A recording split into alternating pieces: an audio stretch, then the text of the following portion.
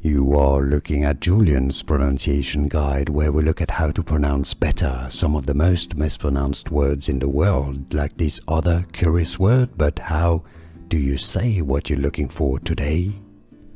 Let's learn how to pronounce these two words that are very common and very useful to know how to say in English. So let's go through their pronunciations.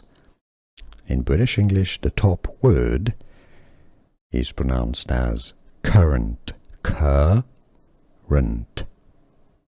Stress on the first syllable, current, okay? American English is similar. Pronunciation in the US is as current, current, American English, or current, British English. So that was your top word. Now the bottom word is said similarly with a stress on the first syllable, currently, British English, currently.